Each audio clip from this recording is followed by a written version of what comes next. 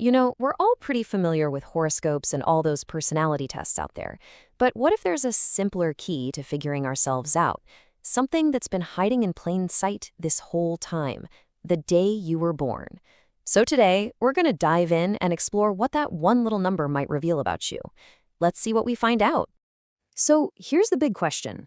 Can a single digit, one that we just pull from your birthday, really give us a real glimpse into our personality?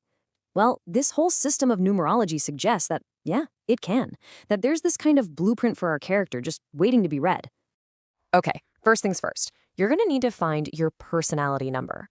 And don't worry, it is way simpler than it sounds. You'll have it in just a second. So how do we actually find that magic number? It's just a quick little process, really. All it takes is a tiny bit of addition. Here's how it works. Go ahead and take the day of the month you were born. Now, if it's already a single digit, like the 7th or the 9th, then congratulations, that's your number. But if it's a two-digit number, say the 23rd, you just add those two digits together. So 2 plus 3 is 5. Easy, right? What if your birthday is the 29th? Well, you'd add 2 plus 9, which gets you 11. Since that's still two digits, you just add them again. 1 plus 1 is 2. So your number would be 2. Go ahead, I'll give you a second to figure yours out.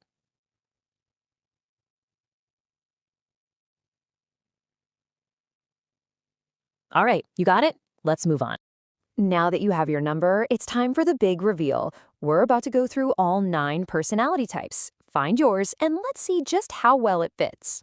Kicking things off with number 1, we have the leader.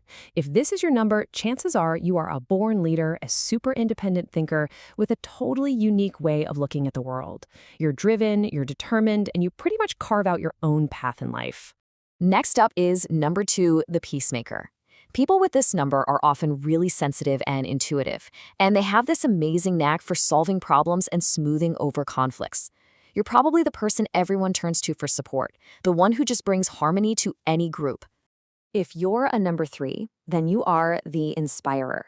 You likely have this magnetic personality and a natural gift for uplifting other people. You're optimistic, you're super creative, and you bring a sense of joy and incredible energy to any room you walk into. And now for number 4, the organizer. 4s are basically the bedrock of any group. They're grounded, hardworking, and incredibly loyal. If this is you, you're the one who creates order out of chaos, you're a great money manager, and you really believe in the power of a solid plan. Number 5 brings a completely different kind of energy. This is the adventurer. 5s are charismatic, they're clever, and they value their freedom more than just about anything else. You're the one drawn to new experiences. You love taking the road less traveled, and your mind is just constantly buzzing with new ideas.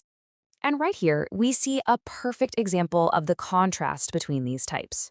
You've got the stability and the structure of the number 4, the planner, right up against the spontaneity and the love of freedom of the number 5, the adventurer.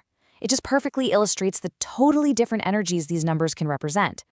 All right, next up we have number 6, the nurturer. If this is you, you've probably got this deep-seated need to care for others. You are a dependable friend, a compassionate listener, and you find real happiness in supporting the people in your life. Number 7 is the thinker. 7s are kind of the philosophers and mystics of the group. You're analytical, you're introspective, and you are not afraid to ask those big life questions. You're on this constant quest for knowledge, wisdom, and truth.